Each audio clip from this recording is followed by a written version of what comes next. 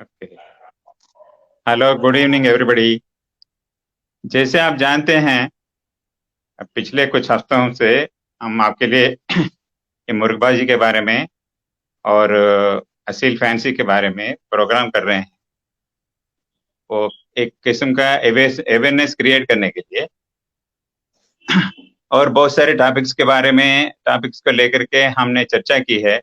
Experts को बुलाए, मेहमान बुला करके उनसे इंफॉर्मेशन शेयर की आप लोगों से। और इसी सिलसिले में आज हमारे साथ हैं तौसीफ कुरैशी साहब, जो उदयपुर राजस्थान से हैं और एक बहुत बड़े खिलाड़ी हैं, बहुत बड़े ब्रीडर हैं, बहुत बड़े शौकीन हैं। आज हमारे मेहमान होंगे, उनसे ब्रीडिंग के बारे में बात करेंगे। और नॉर्थ इंडियन नस्लें हैं ना, नस्लें के बारे में भी कुछ चर्चा करेंगे। आप पिछले प्रोग्राम में हमने जो भी बातें की है, बहुत ही अच्छा रेस्पॉन्स मिला है। बहुत ही बहुत शुक्रिया आपके लिए। और इसी तरह आप भी ब्रीडिंग को लेकर के या फिर जो भी हमारे पैनल के एक्सपर्ट्स कहते हैं, उसको लेकर के आप सवाल कर लीजिएगा, ताकि तुरंत आपको जवाब दी जाएगी। और अवेयरनेस जो है ना, अवेयरनेस फैलेगी और उस जरिए जानवर को आप अच्छी तरह रख सकते हैं और असील को अच्छी तरह रख सकते हैं। बहुत तोसी शुक्रिया भाई। गुरु भाई। तो तौसीफ भाई की तरफ भी हमारे मेहमान हैं, उनकी तरफ भी आते हैं। तो दोस्तों, साथ हमारे जिस तरह गुरु भाई, गुरुचरण भाई, जिनको इंडिया में उस्ताद नहीं बल्कि महा उस्तादों की लिस्ट में इनको गिना जाता है। मुर्गबाजी से रिलेटेड कोई ऐसी बात नहीं जो ये ना जानते हो।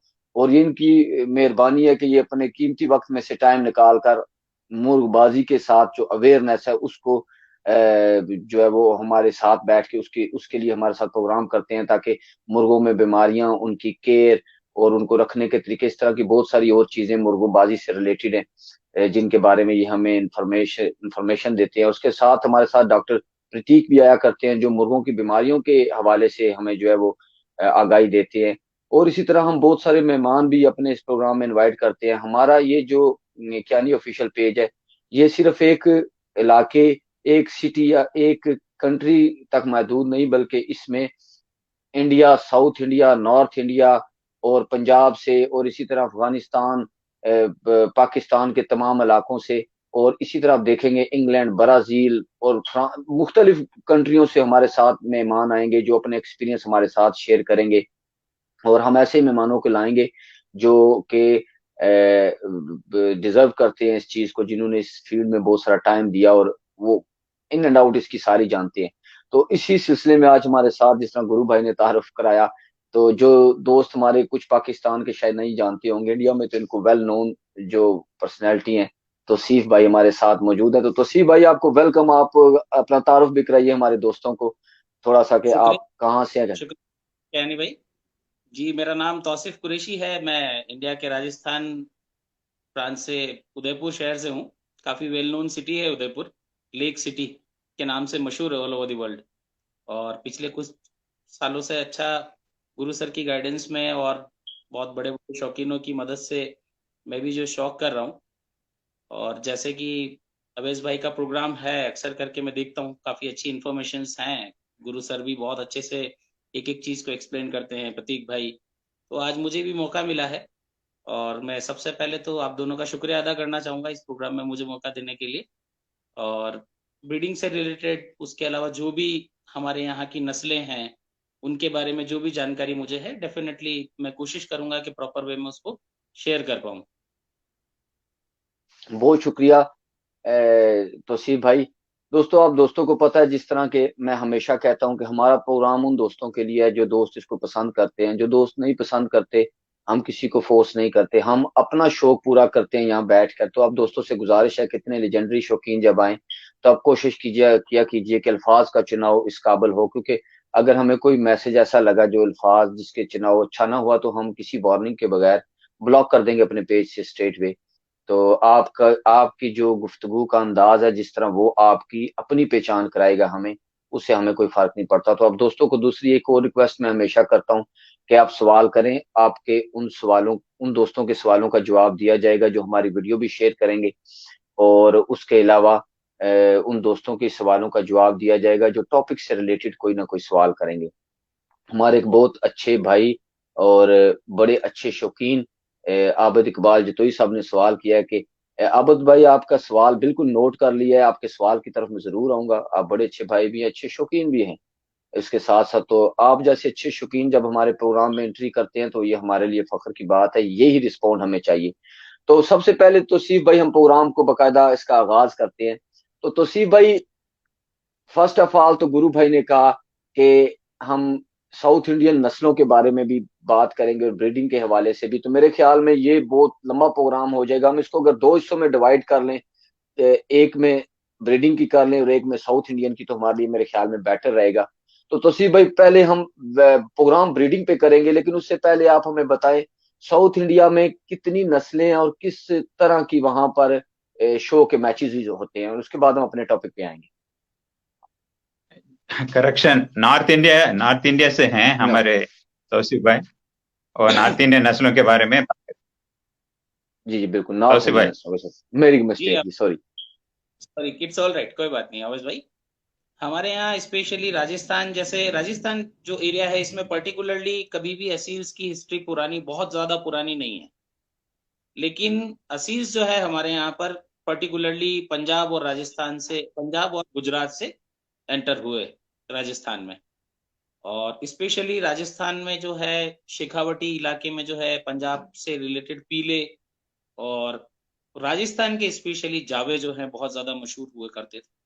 दूधिया जावे जो काफी हेवी स्ट्रक्चर के होते थे, इनफैक्ट मीडियम साइज बर्ड होती थी, काफी अच्छा हेवी स्ट्रक्चर होता था। उनकी कुछ खास चीजें ऐसी थी कि जब वो बांग देते थे तो दूसरे नॉर्मल मुर्गे उनसे कट जाते थे, इतनी हैवी बांग होती थी। मतलब बहुत हैवी किस्म का जानवर था। फाइट स्टाइल या नॉर्मल स्पीड से, कंसिस्टेंसी से लड़ना, बिल्कुल कंसिस्टेंट एक परफेक्ट स्पीड पे लड़ते थे। और डिफेंस बहुत अच्छा हुआ करता था, अटैक बहुत एग्रेशन था उनमें। कभी भी एक्सपेक्ट कर सकते हैं कि किसी भी पेयर में वो गेम को फिनिश कर सकते हैं, इस तरीके के जानवर थे। कुछ लाखों की पीलों की नस्लें भी यहाँ पर मशहूर रही हैं राजस्थान में। और अगर तो आपको तौसीफ सिर्फ भाई, कुछ जान। जी सर। उसकी ऐसे दूधिया जावा के बारे में आप बोल रहे थे ना, जी उनकी सर। क्या वेट थी और क्या हाइट? सर हाइट अराउंड जो है 15.5 टू 16 के लगभग उसकी हाइट रहती थी, inches on to the button. Okay okay. और वेट जो है वो around 4 kg to 5 kg weight रहता था।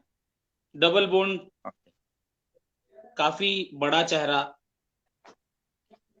छोटी बीक, डंडे थोड़े छोटे लेकिन मिड, ना आप उनको बहुत भारी हड्डी कह सकते हैं ना सिंगल हड्डी, मतलब 20 की साइज के जो होते थे उस तरीके के रहते थे। लेकिन जैसे जैसे एज उनकी बढ़ती थी, वो अपनी साइज को और ज्यादा हैवी कर लेते थे।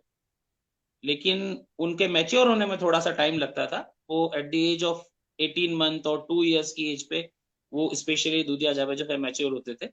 और उसके बाद ही उनका गेम जो है ओरिजिनल शो करना शुरू करते थे। तो जनरली यहाँ के जो पुराने लोग हैं जो दूधिया जावे रखते हैं आज भी, वो 2 साल के जानवर को ही मैदान में ले जाना पसंद करते हैं। और उसके बाद मैंने लास्ट एज में 9 साल के मुरग को भी लड़ते हुए देखा है यहाँ पर मैदान, द एज ऑफ 9, और उस पर भी उसने बाजी मारी है। दैट इज द थिंग, इस तरीके की पक्की नस्लें थी। मैक्सिमम टू मैक्सिमम उनके लिए कहा जाता है कि बहुत बुरा दिन होगा तो वो बैठ जाएंगे, उससे ज्यादा कुछ भी नहीं। We have never seen them running out of the pit. Those were very the good things. Very good. बड़ी अच्छी नस्ल तौसीफ भाई, ये बड़ी आपने नस्लें जो बताई नॉर्थ इंडिया की, बड़ी बड़ी अच्छी नस्लों के बारे में बताया। तो जरूर हमारा दिल चाहेगा इन नस्लों के बारे में जो है वो मालूमात मुकम्मल की जाए। तो इस बारे में हम आपसे दोबारा टाइम लेकर प्रॉपर नॉर्थ इंडिया इंडिया की जो नस्लें हैं उन पे एक प्रोग्राम करेंगे बहुत जल्द आप दोस्तों को। और आपको कहते हैं कि आप हमारे इस चैनल ऑफिशियल को फॉलो कर लें, लाइक कर लें, ताकि आप वो प्रोग्राम देख सके। वीडियो को शेयर करें, आपके सवालों के जवाब भी दिए जाएं। अभी हम अपने टॉपिक की तरफ आते हैं, ब्रीडिंग। तो सी भाई, ब्रीडिंग, ये ब्रीडिंग क्या है बेसिकली, ये क्यों जरूरी है, ब्रीडिंग क्या है? सर ब्रीडिंग जो है किसी भी चीज को सेव करने के लिए भी की जाती है, यानी जनसंख्या बढ़ाने के लिए, सॉरी, इन मुर्गबाजी में अपनी कोई भी स्पीशीज है आपके पास, पर्टिकुलर कोई नस्ल है, आप उसको सेव करना चाहते हैं, उसको आगे बचाना बढ़ाना चाहते हैं, तब भी ब्रीडिंग की जाती है। और दूसरी तरीके की ब्रीडिंग होती है गेम बर्ड्स को डेवलप करने की, यानी आप उसको अगर सिर्फ गेम के लिए कोई बर्ड डेवलप करना चाहते हैं, तो दोनों तरीके की ब्रीडिंग में बहुत ज्यादा डिफरेंस है। समझ ये आ मेरा। गया। अच्छा गुरु भाई, आपसे भी एक सवाल करता चलूं कि तौसीफ भाई ने एक बड़ी प्यारी बात कह दी कि ब्रीडिंग जो है वो एक गेम के लिए जिसे हम पिट में लेके जाते हैं मैदानों में, एक वो ब्रीडिंग और एक है नस्ल सेव करने की, ये दो ब्रीडिंग अलग हैं। ये कैसे अलग है, हम तौसीफ भाई से पूछेंगे। गुरु भाई, ये ब्रीडिंग तो सारे ही कराते हैं, हम आप यहाँ पे और बहुत सारे दोस्त होंगे, ब्रीडिंग सारे करा रहे हैं। तो आप क्या समझते हैं कि कोई स्पेशल इसको इस टॉपिक को लेके आना कोई जरूरी है? इसकी क्या वजह है कि जरूर इस टॉपिक पे भी बात की जाए, जबकि ब्रीडिंग तो सारे ही शौकीन करा रहे हैं पूरी दुनिया में। देखिए देखिए, अगर अच्छे नस्ल को कायम रखने के लिए और अच्छे नस्ल को और डेवलप करने के लिए और अच्छी नस्ल को और कंटिन्यू करने के लिए और क्रॉस ब्रीड करके बेहतर लड़ाकू जानवर बनाने के लिए वो ब्रीडिंग करना जरूरी है, और ब्रीडिंग के बारे में पूरी जानकारी लेना जरूरी है। अगर ब्रीडिंग नहीं करते हैं, कोई भी बाजार से मुर्गा हम लेके आते हैं, वो किस तरह लड़ेगा और क्या करेगा मैदान में किसी को पता नहीं। जैसे हम उम्मीद करते हैं, जैसे हम चाहते हैं, और जो भी चीज उसमें रहना है करके हम आशा करते हैं, वो बात नहीं रहती। तो इसलिए ब्रीडिंग एक very very important thing in Aseel fancy. यहाँ पर जी हमें सलाम पेश करें ताहिर मलक ताहिर वान साहब को जनाब, क्योंकि गुरु भाई का चेहरा जो है मानूस हो चुके हैं सारे, तो उन्होंने कहा है जी स्पेशली गुरु साहब, गुरुचरण साहब। तो गुरु भाई आपके लिए स्पेशल है। तौसीफ भाई पहली बार आए हैं, अब दोबारा जब तौसीफ भाई की बातें सुनेंगे तो ये भी स्पेशल ही होगा हमारे साथ। मुझे कोई नहीं जानता, देखा मुझे कोई नहीं कोई कहता स्पेशल, देखा गुरु भाई जी नहीं नहीं, कितने सादे बड़े। तौसीफ तौसीफ भाई के बारे में लोग धीरे धीरे जान लेंगे, और ये भी जान लेंगे वो क्या चीज है। क्या चीज है? वही अभी अभी तौसीफ भाई आस्ता आस्ता अपना जो है वो गठरी खोलेंगे ना, वो राज वाली। तो तौसीफ भाई आपने कहा कि ये दोनों अलग टाइप की ब्रीडिंग है, तो ब्रीडिंग जी, बेसिकली कितनी किस्म की है? ब्रीडिंग सर 3-4 किस्म की है, जैसे कि इन ब्रीडिंग है, लाइन ब्रीडिंग है, आउट ब्रीडिंग है, देन क्रॉस ब्रीडिंग है। ये सब जो है स्पेशली अलग अलग जरूरतों के हिसाब से 4 तरीके की ब्रीडिंग्स डिवाइड की गई है। और एक जो मैं जानता हूँ वो है यूजलेस ब्रीडिंग, जो जनरली आजकल के लोग करते हैं, कहीं से भी कुछ उठाया, कहीं से कुछ उठाया, उन दोनों को मिलाया और एक नस्ल बिगाड़ने के लिए एक नई चीज बना ली। वो मेरी नजर में जो है 5वीं ब्रीडिंग है, यूजलेस ब्रीडिंग। मैंने अपने तरीके से इसको ऐसे कैटेगराइज किया है। अच्छा, इसकी कोई हिस्ट्री नहीं है, ये नई ब्रीडिंग है बिल्कुल, क्रासों ये को cross. Out of the league है ये चीज बिल्कुल। अच्छा तौसीफ भाई, नहीं नहीं हमारे एक दो। जी गुरु सर। नहीं, देखिए, कोई भी ब्रीडिंग करता है एक अच्छी चीज बनाने के लिए या फिर अच्छी चीज कंटिन्यू करने के लिए। जी ऐसा हो सकता है कि वो लोग अनजाने में, अरे इसको इससे उसको मिला दिया, या कुछ ना कुछ मिला दिया और ट्राई कर लिया, और नतीजा कुछ बेकार ही निकला। कुछ ऐसा भी हो सकता है। सर, वो जो चीज है अगर वो ब्रीडिंग करके, जी। मीन्स अगर कोई ब्रीडर जो है कोशिश कर रहा है कुछ अच्छा करने की, that is a different thing. But जैसे आजकल के जो बहुत सारे लोग हैं, जो न्यू कमर्स हैं इस फील्ड में, सील्स में, they don't know the history of their bird, कि कहाँ से आई है, उसकी क्या हिस्ट्री रही है, उसके ब्लड लाइन क्या रहा है, और वो उसको उठा के ब्रीड करते हैं, फिर उसको किसी और को सेल कर देते हैं, फिर वो उनको ब्रीड करते हैं। तो इस तरीके से I was talking about the fifth kind of breeding. Otherwise अगर कोई किसी चेंजेस के अकॉर्डिंगली, यानी अपनी बर्ड में कोई चेंजेस लाना चाह रहा है और उसके लिए अगर वो कोई एक्सपेरिमेंटेशन करता है, that is a good thing. Experiments में प्लस भी होते हैं, माइनस भी होते हैं, but the fancy should know कि मैंने क्या बेस यूज किया है, इससे क्या एब्सेंट बर्ड्स निकले तो वो उसको डिस्ट्रॉय करके वापस नए तरीके से शुरुआत कर सकता है। जिनके पास बेस ही नहीं है, जो अपनी बर्ड्स को अच्छे से नहीं जानते हैं, वो अगर ब्रीडिंग करेंगे तो definitely results will be very poor.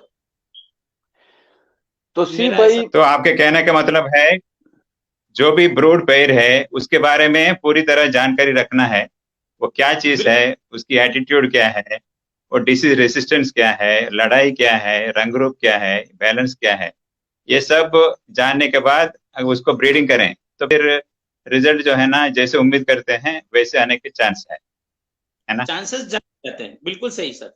जी। ये जी हाँ। कहना चाहता हूं, अपनी बर्ड्स को तो पहले पहचाने। जी जी पहचाने, आवेश भाई। मैं यही सवाल आपसे करने लगा था कि ब्रीडिंग ब्रीडिंग का बेसिक पहला असूल क्या है। तो मेरी अपनी जाती ओपिनियन ये थी कि ब्रीडिंग का पहला असूल क्या है, आप क्या ब्रीडिंग कर रहे हैं आपको पता होना चाहिए। तो ये आपने वो मेरे सवाल को वही पूरा कर दिया गुरु भाई ने, और आपने उसके सवाल की जरूरत नहीं दी। अच्छा, तो सी भाई दूसरी चीज आ गई ब्रीडिंग में, कलर्स। क्या कलर्स ब्रीडिंग में मैटर रखते हैं या कलर्स का कोई मैटर नहीं? सर मैटर रखता है, मैटर रखता है, मेरी निगाह में कलर बहुत मैटर रखता है।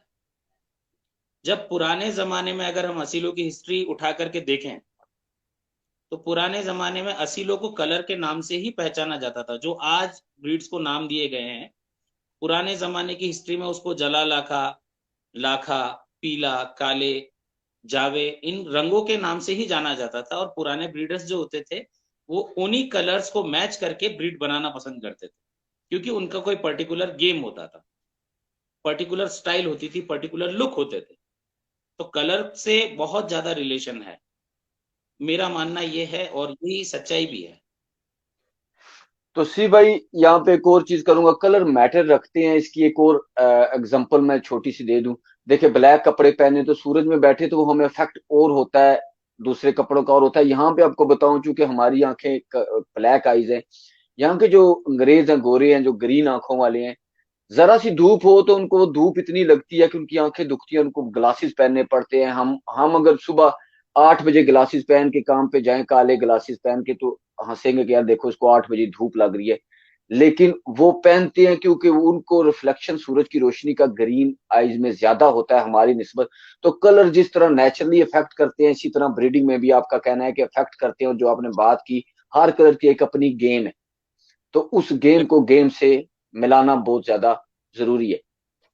गुरु भाई, आपसे भी एक सवाल करूं, क्या ब्रीडिंग में एज भी मैटर रखती है? देखिए, एज मैटर रखती है, लेकिन उससे पहले हमको ये देखना चाहिए ब्रूड पेयर जो है ना, नर और मादी, वो परफेक्ट हेल्थ में रहना चाहिए। सबसे पहली रिक्वायरमेंट परफेक्ट हेल्थ में रहना चाहिए ब्रूड पेयर मादी और नर। अरे 9 साल का मुर्गा और 10 साल की मुर्गी ऐसे उतना टॉप कंडीशन में नहीं रहते हैं और टॉप हेल्थ में नहीं रहते हैं। यूजुअली ऐसी चीज को हम लेते नहीं हैं। और और दूसरी बात, टू यंग बर्ड्स को भी हम लेते नहीं, क्योंकि वो पूरी तरह मेच्योर नहीं होते हैं उस टाइम। यूजुअली 1.5 years के बाद, यानी 2 years 1.5 years के बाद, at the most 5 years, 1.5 years to 5 years, उस टाइम वो ब्रीडिंग के लिए वो परफेक्ट है करके हम लोग मानते हैं, क्योंकि वो पूरी तरह बॉडी मेच्योर होके रहता है। वो खा पी के बॉडी में जितने भी न्यूट्रिएंट्स हैं वो सब जमा होके रहते हैं, और आईसाइट वगैरह ठीक रहता है, कोई हेल्थ प्रॉब्लम नहीं होता, कोई मूवमेंट प्रॉब्लम नहीं होता, इसलिए ब्रीडिंग परफेक्टली होती है और अच्छे बच्चे निकलने के चांस ज्यादा है। इसलिए हम ऐसे प्रेफर करते हैं। तो सी भाई, हमारे बाद जो तोई भाई है, उन्होंने सवाल किया यहाँ पर एक इसी से रिलेटेड, कि 8 माह का पट्ठा हो और पुरानी मुर्गी हो, पुरानी 3 4 5 साल की, तो क्या ये एक ठीक कॉम्बिनेशन है या ये गलत है? गलत कॉम्बिनेशन है सर मेरी निगाह में, क्योंकि जो 8 माह का पट्ठा होता है वो फिजिकली दिखने में तो मैच्योर्ड है, लेकिन उसके इंटरनल ऑर्गन्स, रिप्रोडक्टिव ऑर्गन्स जो हैं वो प्रॉपरली मैच्योर्ड नहीं है। जब तक कि मुर्गा भी जो है कम से कम 15 to 18 months क्रॉस नहीं कर लेता, उसको ब्रीड नहीं करना चाहिए। क्योंकि एक फिजिकल प्रेजेंस में, एक इंटरनल ऑर्गन के मैच्योरिटी में बहुत फर्क है, एज में, टाइम में फर्क होता है। जैसे कि इंसानों में भी कम उम्र की शादी के लिए मना किया गया है, वैसे ही जानवरों में भी जब तक जानवर दिखने में मैच्योर जरूर हो गया, लेकिन उसके इंटरनल पार्ट्स, उसका रिप्रोडक्टिव सिस्टम अगर प्रॉपर मैच्योर्ड नहीं है, तो रिजल्ट्स जो है वो वेरी करेंगे, और जो रिजल्ट्स आएंगे वो आगे जाके जो है उनके जीन्स में कैरी करके आगे की नस्लों को खराब करेंगे। ये बहुत ज्यादा इंपॉर्टेंट थिंग है। गुरु भाई, हमारे एक दोस्त ने सवाल किया, मुझे लगता है रवान साहब हमेशा हमारे साथ शामिल होते हैं। वो कहते हैं कि अच्छे कील मारने वाली ब्रीड बनाने का क्या तरीका है? सॉरी, वापस रिपीट करें। कि एक ऐसी नस्ल जो कील मारे गारंटी से, ऐसे बनाने का कोई तरीका है कि जिससे 100% रिजल्ट आए कि बस वो कील मारे? लेट द गुरु सर से फर्स्ट, एक बार उनको कहने दीजिए, फिर मैं अरे फिर आप भी हमें बताइएगा, आपकी तरफ यही सवाल लेके आऊंगा। अरे मैं तो टेबल हिल बाजी लड़ाता हूँ, बचपन से वैसे ही करता आ रहा हूँ। तो तौसीफ भाई बेहतर जानते हैं इसके बारे राज भाई, ये आपने पूछा टॉपिक क्या है, तो राज भाई आज टॉपिक है ब्रीडिंग को लेकर। अगर आपने कोई ब्रीडिंग से रिलेटेड कोई सवाल हो तो बिल्कुल हाजिर हो हमारे साथ। देखें, उस्ताद हिंद तसिंध गुरु भाई हैं, और नॉर्थ इंडिया की मानी जानी शख्सियत तौसीफ भाई किसी तारुफ के मोहताज ही नहीं। दोनों लीजेंड हमारे साथ मौजूद है। तौसीफ भाई, आप बताइए हमारे वो इस एक किलकार ब्रीड बनाने का बेस्ट तरीका क्या है? देखिए, कील सिर्फ कील ही नहीं, कोई गेम को अगर बेसिकली आपको अपने जानवरों में बनाना है, तो उसका सबसे सिंपल और बेसिक आइडिया ये है कि जो आप नर चूज कर रहे हैं और मादी चूज। तौसीफ भाई की शायद इंटरनेट की रिसेप्शन चलेगी। हमारे एक दोस्त, उनका भी राजा इरफान गखर साहब, आपने सवाल किया। तमाम दोस्त वीडियो को एक मरतबा शेयर करें, ताकि शेयर करने के बाद ही हम आपका सवाल पूछेंगे। तो सीफ भाई के शायद इंटरनेट में कोई थोड़ी सी प्रॉब्लम आई है। तो भाई आपने सवाल पूछा 8 माह का पट्ठा 9 का ठीक है या नहीं, तो उसका जवाब आगे तो सीफ भाई हमें दे चुके हैं। तो भाई आपके अवैस भाई, आप भी ताहिर भाई कहते हैं वैस भाई आप भी लिविंग लीजेंड है, तो शुक्रिया ताहिर भाई, चले किसी ने मेरी भी तारीफ कर दी। तो भाई ये 8-9 मंथ के पट्टे का जो सवाल पूछा है वो तो सीफ भाई हमें बता चुके हैं कि ये सरासर गलत है। गुरु भाई, यहाँ पे तौसीफ भाई की तो रिसेप्शन चली गया, आपकी तरफ हम मदू होते हैं। तो गुरु भाई, जैसा तौसीफ भाई ने कहा कि यंग पट्ठा होना जो है वो ठीक नहीं है, उसका ब्रीडिंग करना। तो क्या समझते हैं, मादी अगर वो एज में कम हो तो उसका भी सेम सिस्टम है या उसका सिस्टम अलग है? देखिए, यूजुअली अगर कोई छोटा बच्चा, यानी यंग मुर्गा हम चुन लेते हैं ब्रीडिंग के लिए, कब कभी कभार मजबूरी से चुनना पड़ता है, क्योंकि वो नस्ल में एक ही बच्ची बच्चा है, उसको कंटिन्यू करने के लिए वो एक ही है, तो फिर ब्रीड करना जरूरी होता है। ऐसे सिचुएशन में हम उसी को चुन लेते हैं। उस टाइम हमको क्या करना चाहिए, थोड़ी सी एज वाली मादी उससे लगा करके बच्चे लेना चाहिए, ताकि कुछ हद तक वो कमजोरी है ना ऑफसेट हो जाती है, और बच्चे है ना वो नॉर्मल निकलने का चांस बहुत ज्यादा रहते हैं। तैर मलिक, तैर भाई, आपने मुझसे सवाल किया, तो जहाँ पे इतने बड़े बड़े शौकीन है वहां पे मेरा जवाब देना मुनासिब नहीं, लेकिन चले आपने मुझे मेंशन किया तो मैं अपनी राय के मुताबिक जो है वो दे दूंगा। तैर भाई, आप जो कील की बात कर रहे हैं, ब्रीडिंग जो है उसकी अपनी अपनी, जिस तरह तौसीफ भाई ने स्टार्टिंग में बताया कि ब्रीडिंग की अपनी अपनी एक जो है वो कैटेगरीज है, उसी में रहकर ब्रीडिंग करनी चाहिए। तो अगर जब आप ब्रीडिंग करना चाहते हैं कील के हवाले से, तो कोई भी नस्ल, चाहे वो कील है या के जो है वो बंद गद्दी है, तो अगर आप फाइटिंग जीन्स का लिहाज रखेंगे कि फाइटिंग जीन्स के अंदर ही उस ब्रीड को बनाया जाए, जो रेशो, एक गुड रेशो जो है उसमें 17 से लेकर 37 तक है, तो आप चाहे बंद गद्दी में कर रहे हैं या ओपन स्पर्म में कर रहे हैं, तो वो फाइटर बनेंगे। 10 बच्चे निकलते हैं तो उनमें से 7 लड़ेंगे। तो जो इन ब्रीडिंग है उसका और हिसाब है, क्रॉस ब्रीडिंग और है, और जो तसीब भाई ने कहा स्टार्टिंग में वो ब्रीडिंग ही और है। तो तसीब भाई, आपकी रिसेप्शन चली गई थी, आप हमें बता रहे थे। जी जी जी सर, मैं उस वक्त जो है बता रहा था कि किसी भी गेम को अगर आपको अपनी कमिंग जनरेशन में चाहिए, तो एटलीस्ट बेसिक जो है वो सबसे बड़ा बेसिक ये है कि आपके नर और मादी का गेम स्टाइल जो है वो एक जैसा होना चाहिए। बहुत सिंपल टिप है ये, बहुत सिंपल। यानी आपका नर जो है अगर कील मारने वाली लाइन में से है, बहुत अच्छा, और सेम स्टाइल आपकी मादी का भी है, ठीक है ना, तो बच्चे जो है लिटरली उसी गेम पे चलेंगे। तो अगर बेसिकली आपको अगर कुछ भी नहीं पता है, तो दो बर्ड्स जो अच्छी, जिनकी जानकारी आपको हिस्ट्री हो, लेकिन उनका गेम बिल्कुल सेम हो, जैसे जो चेहरा हिट करते हैं सिर्फ चेहरे, मादी भी वैसी हो नर भी वैसी हो, उनको ब्रीड कीजिए, रिजल्ट्स विल बी गुड। बहुत अच्छे तो नहीं कह सकता, लेकिन सेटिस्फैक्टरी और अच्छे रिजल्ट्स आपको मिलेंगे। तो सी भाई हिटिंग के और लिहाज से कील के यहाँ लिए आप, भी जो है आपको, तो सी करिए भाई अंकल। यहाँ पे आपने एक और चीज ऐड की है जिसको मैं चाहता हूँ थोड़ा एक्सप्लेन कर दें, क्योंकि यहाँ पे कंफ्यूजन पैदा हो जाएगा हमारे दोस्तों को। आपने कहा जो चेहरा हिट करने वाले हैं उनको सिर्फ चेहरा। अब हमारे दोस्त तो देखते हैं मुर्गे ने टांग मारी ऊपर तो चेहरा, वो चेहरा ये यहाँ से लेकर यहाँ तक। तो इसमें डिफरेंस दे दें कहाँ कहाँ पे हिट बर्ड करते हैं अपनी अपनी स्टाइल के लिहाज से, ताकि चेहरे में पूरी गर्दन भी क्या आती है, लंग्स भी डैमेज करते हैं, ये भी नस्लें हैं जो है वो जुड़ के लड़ने वाले। और ये हिटिंग की क्या क्या प्लेसेस है मुर्गों की लड़ाई के स्टाइल में, कहाँ कहाँ ये हिट करते हैं?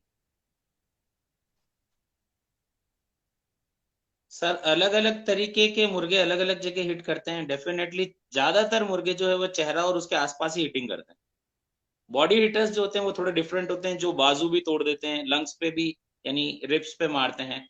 कुछ बाज मुर्गे ऐसे भी मिलेंगे आपको जहां से पकड़ मिलेगी वहां मारेंगे, बहुत ज्यादा एग्रेशन होता है। लेकिन maximum of the game bird जो है वो चेहरा गर्दन इसी एरिया पे हिट करना पसंद करती है और वहीं मारती है। अब चेहरे में भी कुछ ऐसी ब्रीड्स ऐसी हैं जो पर्टिकुलरली आई को टारगेट करती हैं, बीक को या नीचे की तरफ कांटा मारना। कुछ चीजें ऐसी जो ऊपर से पकड़ के मारना बहुत ज्यादा पसंद करती हैं।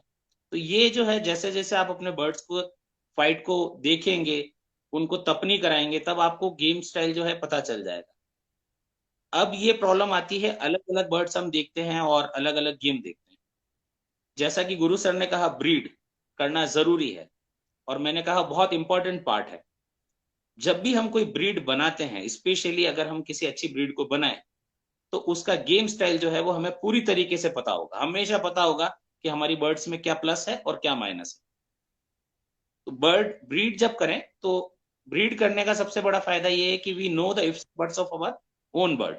तो हम उसको जब भी पिट में ले जाएं या किसी के सामने खड़ा करें तो हमें पता है कि किस तरीके के जानवर के सामने उसको रखना है और किस तरीके के सामने नहीं रखना है। That is the thing. तो सी भाई आपने कहा कि मैचिंग बहुत जरूरी है ब्रीडिंग में। तो दोस्तों आप जो हमारे साथ सवाल कर रहे हैं हमारी वीडियो को शेयर करें, शेयर का ऑप्शन हमारे पास आए। लगता है रवान भाई आपने कहा आपके सवाल का जवाब नहीं मिला, लेफ्ट राइट हो गई। तो सी भाई ने भी जवाब दिया, मैंने भी क्लियर किया कि आपको फाइटर बनाने के लिए तो सी भाई ने कहा कि आपको मैचिंग करनी होगी पहले, कि आप किसको किसके साथ ब्रीड कर रहे हैं, तो ही आपको अच्छा रिजल्ट मिलेगा। यही इस सवाल का जवाब है।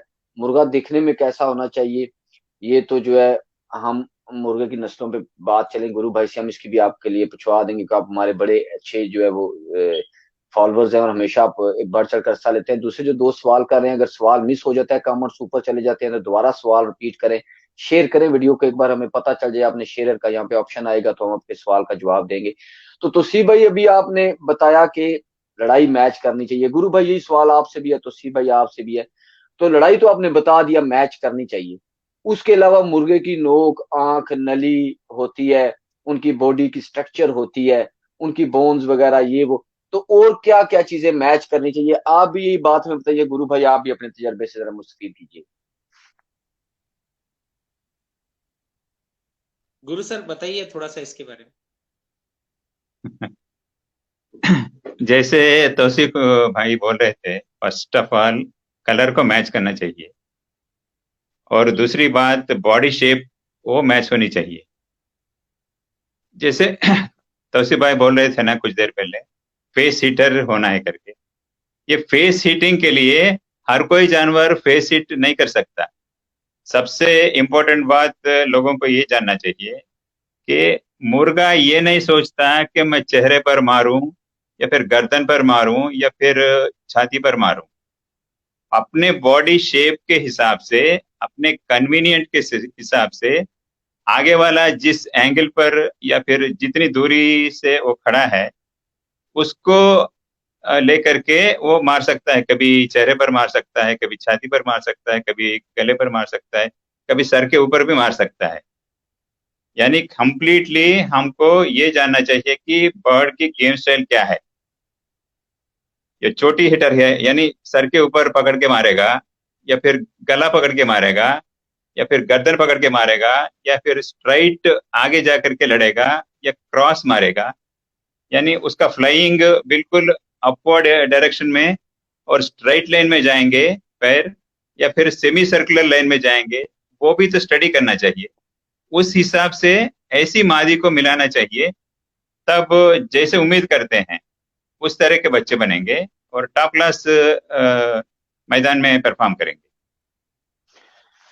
तो सी भाई मैं आपकी तरफ आता हूँ। हमारे एक दोस्त हैं चौधरी तैयब रहमान गुज्जर साहब, तो आप हमारी वीडियो को भी शेयर कीजिएगा तैयब भाई ताकि दूसरे लोगों तक भी ये नॉलेज पहुंच सके। जितनी ये वीडियो स्प्रेड होगी उतने सवाल आएंगे, उतना नॉलेज होगा। तो आपके सवाल की तरफ मैं आता हूँ, पर उससे पहले एक दो सवाल होंगे, इसी में आपका सवाल का जवाब भी आ जाएगा क्योंकि ये टॉपिक बनेगा पूरा।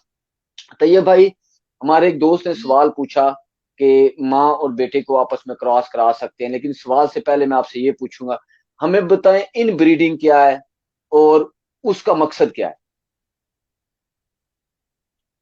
इन ब्रीडिंग जो है सर बेसिकली ब्लड रिलेशन में, प्योर ब्लड रिलेशन में, जैसे कि माँ और बेटा, बेटी और बाप, उनको क्रॉस कराना जो है इन ब्रीडिंग है।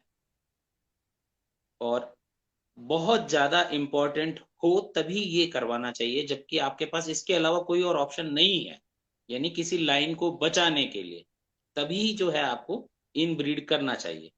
क्योंकि इसके फायदे तो हैं लेकिन नुकसान भी बहुत ज्यादा है। नुकसान ये है कि ब्लड डाइल्यूट होता है, बर्ड की शेप चेंज हो जाती है, बीमारियों के प्रति जो है वो बहुत जल्दी बीमारियां कैच कर लेते हैं, और भी बहुत सारी डिफॉर्मिटीज उनमें आ जाती है, और बहुत आगे जा करके इन ब्रीडिंग में जानवर में ये कंडीशन आ जाती है कि इम्पोर्टेंसी, वो ब्रीड करने के काबिल नहीं रहते। तो इन ब्रीड जो है वो प्योर ब्लड रिलेशन में होती है, लेकिन उनको जब तक कि बहुत ज्यादा जरूरी नहीं है आपको उस चीज को अवॉइड करनी। उससे थोड़ा बेटर है line breeding. Yes sir, Guru sir, Guru sir please. आप आप बोल रहे थे इनब्रीडिंग करने से लड़ाई कम हो जाती है, बच्चों में लड़ाई कम हो जाती है, कुछ डिफॉर्मिटीज आने के चांसेस है। यानी एक बार इनब्रीडिंग करने से उस तरह हो जाता है, या फिर उसी पेड़ को लेकर के सब्सिक्वेंट जनरेशन, भाई बहन और अगेन भाई बहन, उस तरह करने से 3-4 जनरेशन करने के बाद वो होता है, या फिर एक ही बार करने से हो जाता है?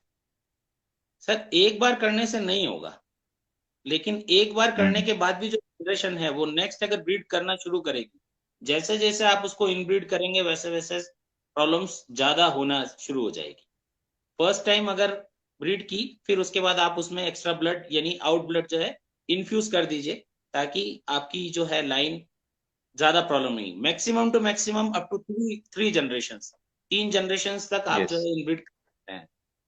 उसके बाद अगर आपने इनब्रीड किया तो बहुत ज्यादा प्रॉब्लम्स जो है बर्ड में आना शुरू हो जाती है। Maximum limit is three generation. तो सी भाई, इसमें बिल्कुल डाइजेस्टिव सिस्टम भी बर्ड का बुरी तरह मुतासर होता है, हाजमे का सिस्टम इन ब्रीडिंग खराब करती है, ये मैंने भी कहीं पढ़ा था और आपने इसी बात को बड़े अच्छे तरीके से बयान कर दिया। और मजीद तो सी भाई एक और चीज आपसे यहाँ पे सवाल करूंगा इन ब्रीडिंग के हवाले से। बेसिकली इन ब्रीडिंग अच्छी मादियां बनाने के लिए होती है जिनको दूसरे बर्ड से क्रॉस करा के रिजल्ट अच्छा लिया जा सके, या कि ये इससे हमको बर्ड भी बना के मैदान में लेके जाने चाहिए? ब्रीडिंग, इन ब्रीडिंग का बेसिक मीनिंग, बेसिक मकसद क्या है? बेसिक मकसद है सर किसी पर्टिकुलर लाइन को बचाना। जैसे आपके पास कोई ऐसी बर्ड है जिसका गेम आपको बहुत ज्यादा पसंद है, या बहुत बरसों से आपके पास है, या उसका स्टाइल, उसका लुक जो है बहुत ज्यादा पसंद है, और आप उसको सेव करना चाहते हैं, आपके पास स्टॉक नहीं है, आप उसको सेव करना चाहते हैं, तभी आप इनब्रीड करेंगे। इनब्रीडिंग में मादी और नर दोनों ही बनते हैं, लेकिन जैसे कि बुजुर्गों ने कहा है, मुरकबाजी में कहते हैं अक्सर, और गुरु सर ने भी कहा कि इम्पोर्टेंट पार्ट जो है मादी प्ले करती है, मादियां जरूरी है इसमें। तो तो मादियां गुरु भाई आपके ओपिनियन में क्या समझते हैं कि इन ब्रीडिंग से जो बर्ड हमें हासिल होते हैं उनमें हमारे लिए ज्यादा अफेक्टिव मादियां होंगी या ज्यादा अफेक्टिव नर होंगे? आपकी जाती राय क्या है इस बारे में?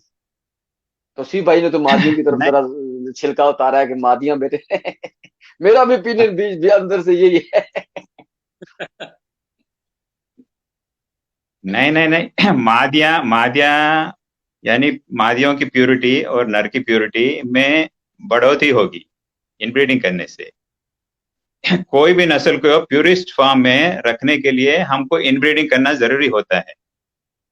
ऐसा नहीं कि मादी टॉप क्लास बनेंगे और नर मीडियम टाइप के बनेंगे, ऐसा नहीं है। दोनों पर इफेक्ट होता है, दोनों प्यूरिटी में कुछ हाई लेवल तक पहुंचेंगे इनब्रीडिंग की वजह से। तो सी भाई, इन ब्रीडिंग की आपने हमें बात की, हमारे दोस्तों के सवाल थे। दोस्तों आपसे गुजारिश है कि शेयर करते जाएं ताकि मजीद सवाल आए, आप उससे ज्यादा पूछें। अच्छा, तो सी भाई आपने हमें बताया एक तो है इन ब्रीडिंग, इन ब्रीडिंग के बाद आपने हमें एक और बताई आउट ब्रीडिंग। ये आउट ब्रीडिंग क्या है? आउटब्रीडिंग सर एक दो डिफरेंट लाइंस जिनका कोई भी जीन स्ट्रक्चर एक दूसरे से मिलता नहीं है। जैसे कि नर जो है बिल्कुल डिफरेंट लाइन से, यानी उनके दोनों के जीन्स में, एंसेस्टर्स में कहीं से भी कहीं तक कोई भी कनेक्शंस नहीं है सेम लाइन के। जैसे सपोज कर लीजिए एक जावा ब्रीड है from the north of Rajasthan, male, female जो है from the south of India, same Java line. उन दोनों के एंसेस्टर्स में कहीं से कहीं तक भी कोई कनेक्शन नहीं है। उस लाइन को ब्रीड करना, उन दो बर्ड्स को ब्रीड करना जो है वो आउटब्रीड है। गुरु भाई आउट ब्रीड किस तरह? हमारे आमिर खान भाई एक तो वीडियो शेयर कीजिए, आपने सवाल पूछा 9 मंथ के पट्ठे का रिजल्ट, तो उसका जवाब बिगिनिंग में हमारे तोसीफ भाई दे चुके हैं। प्रोग्राम को दोबारा सुनिएगा। तो ये सवाल हमने बताया कि यंग जो पट्ठियां या पट्ठे हैं उनके बच्चे कैसे होते हैं। तो गुरु भाई जो आउट ब्रीडिंग बताई अपना तोसीफ भाई ने, आप क्या समझते हैं आउट ब्रीडिंग जो है वो कामयाब है या कि वो भी टाइम वेस्ट है आपकी नजर में? नहीं नहीं नहीं, टाइम वेस्ट ऐसा नहीं है। आउटब्रीडिंग हो या क्रॉस ब्रीडिंग हो, इसलिए की जाती है। इनब्रीडिंग को सबसे पहले, इनब्रीडिंग कोशेंट को तोड़ने के लिए सबसे पहले हम, मान लीजिए 3 जनरेशन तक इनब्रीड हो गई है कोई भी मादी या फिर कोई भी नर, तो उसको और कंटिन्यू करेंगे तो फिर इनब्रीडिंग कोशेंट और ज्यादा हो जाएगा और वो कमजोर हो जाएंगे। तो उसको तोड़ने के लिए हम न्यू ब्लड इंट्रोड्यूस करेंगे, यानी कंप्लीटली डिफरेंट लाइन से, डिफरेंट लाइनेज से एक मुर्गा या फिर यूजुअली मुर्गा ला करके हम ब्रीड करेंगे। ब्रीड करने से वो इनब्रीडिंग कोशेंट है ना वो कम हो जाएगी, वो साइज बढ़ने के चांस है और लड़ाई में बढ़ोतरी होने के चांस है और डिसीज रेसिस्टेंस जो है ना वो भी बढ़ने का चांस है। यानी समझ गया। आउटब्रीडिंग रिफ्रेशर, हो या क्रॉस ब्रीडिंग करना जरूरी होता है। आउट ब्रीडिंग बेसिकली रिफ्रेशर ही है। जी जी तोसीफ भाई। यस। यस, इनब्रीड की जहां बात चल रही थी तो उसमें एक छोटी सी चीज और ऐड करना चाहूंगा मैं, कि अकॉर्डिंग टू द साइंस अगर हम उसको देखें इनब्रीड को, तो जब फर्स्ट टाइम फर्स्ट जनरेशन जब इनब्रीड करती है तो फर्स्ट जनरेशन जो मिलेगी उसमें परसेंटेज होते हैं 50-50, 50 of the male, 50 of the female. Second वापस अगर जैसे किसी बच्ची को वापस उसी के फादर से इनब्रीड कराया, next generation will carry 75% of that. ये हो गई second generation. Then again same process अगर हमने फॉलो किया थर्ड जनरेशन, उसमें मैक्सिमम परसेंटेज आते हैं 82.5% ऑफ द फर्स्ट बर्ड। इससे ज्यादा परसेंट कभी भी ऊपर नहीं जाएगा। उसके बाद अगर आप इनब्रीड करेंगे तो विथ सम प्रॉब्लम्स परसेंटेज नीचे आ जाता है, once again 60, then below, then below, then below, और डिफॉर्मिटीज, परेशानियां ज्यादा हो जाती है। इसलिए जो है गुरु सर और मैंने ये बात कही कि मैक्सिमम 3 जनरेशन तक ही आपको इनब्रीड करना है। और फिर जो गुरु सर ने कहा कि नेक्स्ट एक एक्स्ट्रा लाइन को जब हम एक्स्ट्रा ब्लड को उसमें इन्फ्यूज करते हैं, वो इसलिए ताकि फिर से वो ब्लड मिक्स हो जाए और जो है प्रॉब्लम्स जो आ सकती है आने वाली जनरेशन में वो नहीं आए। That is the thing. तो सी भाई आउट ब्रीडिंग और क्रॉस ब्रीडिंग ये एक चीज है, ये दो अलग चीज है? सर अलग अलग चीज है वैसे तो, ये जरा अलग हमारे अलग। व्यूवर को एक्सप्लेन कर दीजिएगा कि एक तो आपने बताया आउट ब्रीडिंग सेम लाइन को लड़ा दिया, और एक होगी क्रॉस ब्रीडिंग क्रॉस जिसमें ब्रीड, चिट्टा पीला नीला चीला सब मिक्स फ्रूट चाट होगा। इसको जरा एक्सप्लेन कीजिए ये कैसे है और इसमें क्या फर्क है? सर क्रॉस ब्रीडिंग जो है डिफरेंट लाइन की बर्ड्स को ब्रीड करना होता है। जैसे एक जावा एक लाखा, मेल लाखा है, फीमेल जावी है, उसको क्रॉस किया, बच्चे जो है कुछ भी कलर के निकलेंगे, कोई श्योरिटी नहीं। आइदर वो जावे भी निकल सकते हैं, वो लाखे भी निकल सकते हैं, और मिक्स कलर में भी निकल सकते हैं। डेफिनेटली जो है गेम भी मिक्स ही निकलेगा। क्रॉस ब्रीड जो है वो गेम में आजकल अच्छा परफॉर्म इसलिए करती है क्योंकि उनका गेम थोड़ा सा वर्सेटाइल होता है। पुरानी जो है लाइन ब्रीडिंग या फिर इन ब्रीड से हमें पता है कि पर्टिकुलर गेम एक ही रहेगा जानवर का जो वो रहता है। क्रॉस ब्रीडिंग में दो अलग अलग गेम की, दो अलग अलग टाइप की बर्ड्स को जब मिलाते हैं तो गेम का मिक्सचर भी हो जाता है। Mixture is sometime good, sometime bad also. It depends कि आप क्या चूज करके ब्रीडिंग कर रहे हैं। वहां फिर भी क्वेश्चन वही आता है कि व्हाट यू चूज, आप अपनी चॉइस जो है, ब्रूड पेयर जो है वो क्या चॉइस कर रहे हैं। That is the thing. गुरु भाई आपसे एक सवाल है। वैसे तो पहले इसको तौसीफ भाई ने स्टार्टिंग में बड़े अच्छे अल्फाज से इसको एक्सप्लेन कर दिया था कि एक पांचवी ब्रीड भी है, तो ब्रीडिंग का वे भी है। तो गुरु भाई जो क्रॉस ब्रीडिंग है, क्रॉस ब्रीडिंग का मतलब असल में बेसिक ये है कि दो मुख्तलिफ प्योर लाइनों को आपस में क्रॉस कराया जाए, या ये भी क्रॉस ही ब्रीडिंग है कि दो क्रॉस बर्डों को आपस में क्रॉस करा लिया गया? नो, क्रॉस ब्रीडिंग का मतलब है एक प्योर लाइन से एक मादी लेंगे या नर लेंगे, और एक लाइन से प्योर बर्ड लेंगे, उसको जब क्रॉस करते हैं उसको कहते हैं क्रॉस ब्रीडिंग। ऐसा नहीं कि मादी में तीन चार लाइनें हों और नर में चार पांच लाइनें हों, उसको हम क्रॉस ब्रीडिंग नहीं करते। जैसे शुरू शुरू में हमारे तौसीफ भाई किए थे ना, हम कहे थे ना, वो अनजान लोग के इसको इधर से एक उठाया उधर से एक उठाया, ब्रीडिंग कर लिया, और नतीजा क्या निकलता है भगवान ही जाने। तो उस तरह का ब्रीडिंग हो जाता है, that is left to chance. ऐसा नहीं, जब हम ब्रीडिंग करते हैं जैसे हम उम्मीद करते हैं उस तरह आना चाहिए, तभी तो ब्रीडिंग है, नहीं तो ब्रीडिंग क्यों करें हम। गुरु भाई आपने एक मरतबा एक बात बड़ी प्यारी की थी मेरे साथ। आपने कहा था कि जब भी दोस्तों से भी मैं शेयर करना चाहूंगा, गुरु भाई ने एक बार बड़े पते की बात बताई जो मेरे दिमाग में फिक्स होके बैठ गई। आप अच्छे ब्रीडर हैं या बुरे ब्रीडर हैं, इसका अंदाजा इस बात से आप लगा सकते हैं कि जब आप ब्रीडिंग कराते हैं तो बर्ड जो है वो चूजे निकलने से पहले मुर्गे की शेप आपके दिमाग में जनरेट हो जाती है। पहले आपके दिमाग में बन जाता है कि मैं इस नर इस मादी को लगाऊंगा तो ये बच्चे निकलेंगे, ऐसी इनकी लुक होगी, ये कलर होंगे। अगर जो ब्रीड आप करा रहे हैं बाद में वो वैसे ही निकली जैसी आपने सोची, तो आप एक अच्छे ब्रीडर हैं। और अगर वैसे निकली जैसे मेरे पास निकलते हैं तो समझे कि हम नाकाम ब्रीडर हैं। तो सी भाई, यहाँ पे जो है हमारे एक दोस्त ने सवाल किया जो टॉपिक से रिलेटेड नहीं है, ये नस्लों से रिलेटेड है, लेकिन मैं आप दोस्तों की जो आप सीनियर हैं आपकी जो है वो मैं इसमें एक सवाल मैं अपनी तरफ से भी ऐड करूंगा। मेरा सवाल इसमें ये होता है कि ये बताइएगा कि क्या बार बार इन ब्रीडिंग कराने का ताल्लुक कोई बैंगम से भी है, उससे बैंगम निकलते हैं?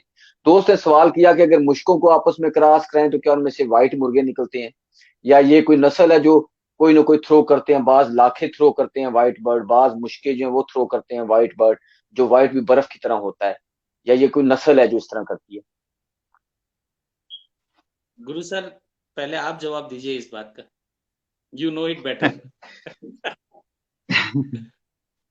देखिए, जब कालों को मिक्स करते हैं हम, दो तीन बार मैंने हम मान लीजिए मिक्स कर लिए, यानी एक काला नर को ले लिया, एक काली मादी को ले लिया, अपने ब्रीडिंग कर लिया, तो उसको बच्चे जो होते हैं ना, उसको और एक बार कर लिया। इस तरह दो तीन बार अब करेंगे तो 100% पहले चीते निकलेंगे, यानी काले बैकग्राउंड पर व्हाइट स्पॉट्स रहेंगे, उस तरह के चीते निकलेंगे, और बाद में नूरी नूरी बनेंगे।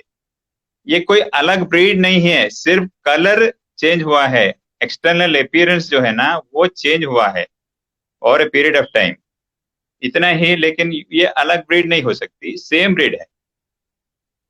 और बांग देने का अंदाज और लड़ने का अंदाज, रंग रूप साइज वगैरह वगैरह सेम ही रहेंगे, सिर्फ कलर चेंज हो जाएगा, बस इतने। और गुरु भाई बैंगम का ताल्लुक कोई है इन ब्रीडिंग के साथ? क्योंकि बात वजह भी आती है नहीं, कि इन बेगम, ब्रीडिंग से बैंगम निकलते हैं। नहीं नहीं नहीं, नहीं नहीं नहीं नहीं, ऐसा नहीं निकलते। देखिए मेरे एक्सपीरियंस में शेयर कर रहा हूँ। हमारे पास बुबली के ताजदार जानवर थे, जलाला का जानवर। हमने उसको 4-5 जनरेशन उसी में उसी लाइन में से, एंड बाप बेटी कुछ इस तरह नहीं, सेम लाइन में से एक नर को एक मादी को चुन के हम कर रहे थे। एक बार क्या हुआ, एक बैंगम नर और एक बैंगम मादी निकली उसमें से, आफ्टर 5 जनरेशन और 6 जनरेशन। तो इसका मतलब ये हो सकता है कि ये नस्ल जो है ना, ये नस्ल के एंसेस्टर्स अबाउट 6 जनरेशन पहले या फिर 7 जनरेशन पहले बैंगम, उसमें कोई बैंगम मिली होगी, बैंगम लाइन मिली होगी, या फिर बैंगम ही हो सकते हैं उसमें। यानी even after 7 generation, even after 6 generation, वो जो पुराने नस्ल पुराने बर्ड्स में जो रंग रूप है, वो जीन कैरी फॉरवर्ड होता है। और आजकल के बच्चे उस तरह निकलने के चांस है, तो उस तरह हो सकते हैं। ये मैंने देखा अपनी जिंदगी में, कई बार देखा। जी तौसीफ भाई। इस चीज में मैं एक चीज और ऐड करना चाहूंगा कि कभी भी हम ब्रीड करते हैं और बच्चे लेते हैं, तो एक थ्रोबैक वाला सिस्टम जो है वो 11th जनरेशन तक जाता है। अपनी लास्ट 11 जनरेशन में से नर और मादी कुछ भी डाल सकती है, जो कि उनकी लास्ट 11 जनरेशन में कभी भी कुछ भी अगर एक्सटर्नल ब्लड ऐड हुआ है या कोई पर्टिकुलर टाइप की ब्लड या बर्ड अगर ऐड हुई है, जैसे कि आपने कहा बेगम के बारे में, तो ये गुरु सर ने जो कहा बात बिल्कुल ठीक है कि उनकी कहीं जनरेशन में बेगम रही होगी। थ्रोबैक 11th जनरेशन तक करती है। अब इस थ्रोबैक का भी एक बहुत बड़ा प्रोसेस है, जो मेरा पर्सनल एक्सपीरियंस है वो शेयर करना चाहूंगा इसमें, कि जब कभी भी हम किसी नर और मादी को ब्रीड करने के लिए मिलाते हैं, तो जब तक कि वो दोनों एक दूसरे के एडिक्टेड नहीं हो जाते, यानी पूरी तरीके से आपने देखा होगा कि कुछ मादियां बहुत लंबे समय या थोड़े अच्छे समय किसी नर के साथ रहने के बाद उसको एक पल के लिए भी नहीं छोड़ती, और नर भी उस मादी को नहीं छोड़ता। जब ब्रीड करके बच्चे निकलते हैं तो बहुत अच्छी चीज और जो हमारा डिजायर्ड रिजल्ट होता है वही निकलता है। लेकिन Yes. उससे पहले जब तक कि वो एक दूसरे के प्रति पूरी तरीके से वफादार नहीं हो जाए, नर भी और मादी भी अपनी पुरानी जनरेशन पे बच्चे डालते हैं। तभी 5 बच्चे निकले, 5 नर निकले, पांचों का अलग स्टाइल होगा गेम का, लुक्स भी थोड़े डिफरेंट होंगे। लेकिन जब वो एक दूसरे के एडिक्टेड हो जाएंगे, तो जो आपका रिजल्ट है, 5 बच्चे निकलेंगे उसमें से 4 एक जैसे, उनका रिजल्ट भी एक जैसा, उनका कलर भी करीब करीब सेम, फाइटिंग स्टाइल भी similar. That is the thing. ये मेरा पर्सनल एक्सपीरियंस है ब्रीडिंग से related. Guru sir, what you have to say about it? नहीं नहीं, मैं सहमत हूँ, पूरी तरह सहमत हूँ आपकी बातों से। Thank you.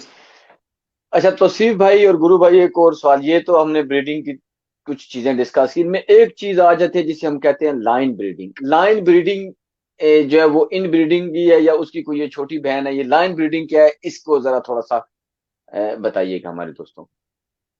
गुरु सर, आप बताइए फिर। सिंपल, जैसे कि कजन्स में मैरिज होना, ब्लड रिलेशन में cousins, first cousin, second cousins, उनकी ब्रीडिंग को जो है वो लाइन ब्रीडिंग बोलते हैं। The bird is from the same line but they have different fathers. जैसे 2 बहनों के बच्चों को ब्रीड कराना, चाचा ताया के बच्चों को ब्रीड कराना, इस तरीके से, that is called line breeding. Cousins जो होते हैं ब्लड रिलेशन में, उनकी ब्रीडिंग कराने को लाइन ब्रीडिंग बोलते हैं, इन वेरी सिंपल वर्ड्स। तो वो कितनी कामयाब है? तो अब्दुल सत्तार खान पुन्नूखेल साहब जनाब, आप दोनों दोस्तों को सल्यूट कर रहे हैं। ग्रेट उस्ताद गुरु साहब और तौसीफ भाई को, ये तौसीफ भाई को भी जानते हैं डेफिनेटली, और भी इसी तरह हमारे दोस्तों के आए मैसेज जो पीछे चले गए। तो तौसीफ भाई, मैं पूछ रहा था कि जो लाइन ब्रीडिंग है वो कितनी सक्सेसफुल है आपकी नजर में? लाइन ब्रीडिंग जो है, it's also a part of in breeding. आप इन ब्रीड नहीं करना चाहते, इन ब्रीड जैसा कि मैंने पहले कहा कि आपके पास कोई और ऑप्शन नहीं है, तब करनी है रियल ब्लड में।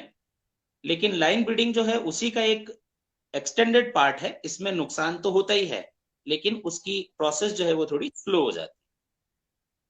That is, line breeding is more beneficial than in breed.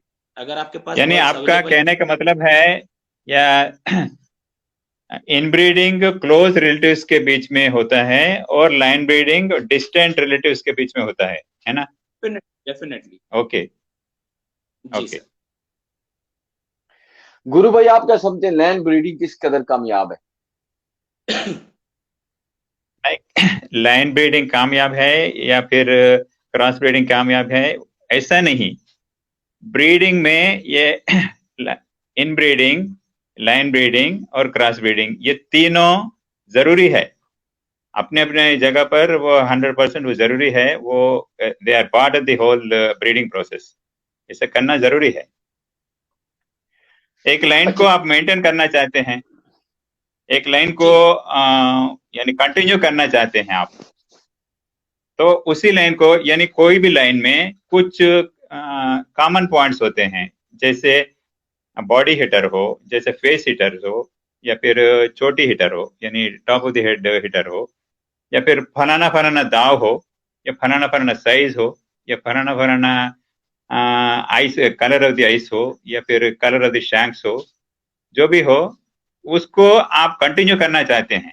यानी उसी रंग रूप को कंटिन्यू करना चाहते हैं, उसी एटीट्यूड को आप कंटिन्यू करना चाहते हैं, तो उस टाइम ये लाइन ब्रीडिंग करना जरूरी होता है। गुरु भाई और तौसीफ भाई, हम ब्रीडिंग के बाद आते हैं मुर्गों के एटीट्यूड पे। जब मुर्गे ब्रीड करते हैं, अंडे निकलना, उनको किसी देसी मुर्गी के नीचे रख के पालने के साथ या सील के साथ, या वहां पे मेल का मौजूद होना जब वो अंडे हों, उसकी अजान, इस टॉपिक पे आते हैं। उससे पहले मैं एक आखिरी सवाल आपसे दोनों दोस्तों से करूं। अगर आप दोस्तों को मशवरा दे ब्रीडिंग का फारापिट मैदान के लिए, तो उनको क्या मशवरा देंगे? तो सी भाई आपके बेस्ट तरीका क्या है ब्रीडिंग का? और गुरु भाई उसके बाद आप भी बताइएगा बेस्ट ब्रीडिंग वो किस तरह कराएं, उसका क्या तरीका है हमारे जो नए दोस्त हैं उनके लिए स्पेशल आसान अल्फाज में। जिस और कौन सी चीज मेरा ना करें ये भी बताएं कि ये चीज ना करें और ये करें। सबसे इम्पोर्टेंट थिंग मेरी नजर में जो है वो ये कि जैसा गुरु सर ने और मैंने शुरू में ही कहा कि you should know your birds.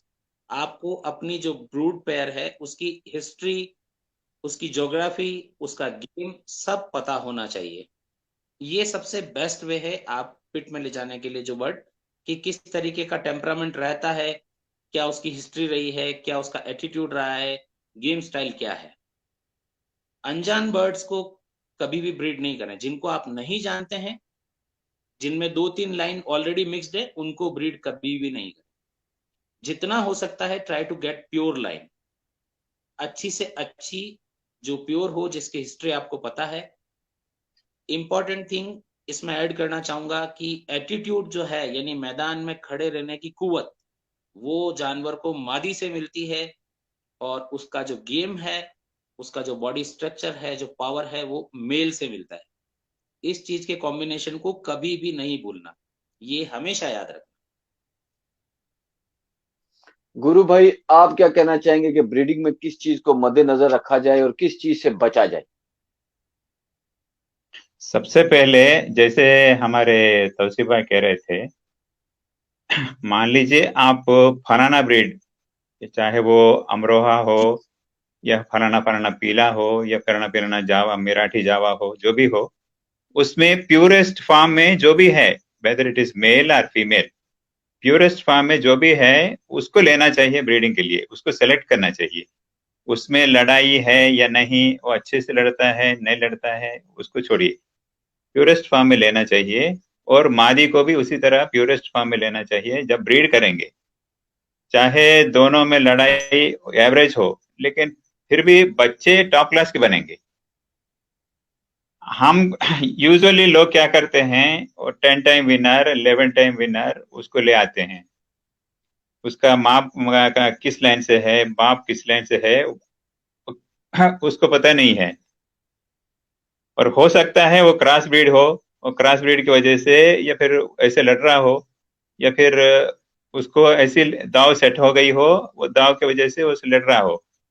लेकिन उसको लेके जब हम ब्रीड करेंगे, ये गारंटी नहीं है कि बच्चे उसी तरह लड़ेंगे।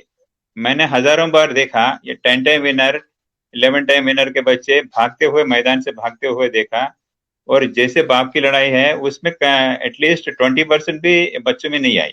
एक बच्चा दो बच्चा नहीं, बहुत सारे बच्चे किए हैं, वो बच्चों में वो बात नहीं आई।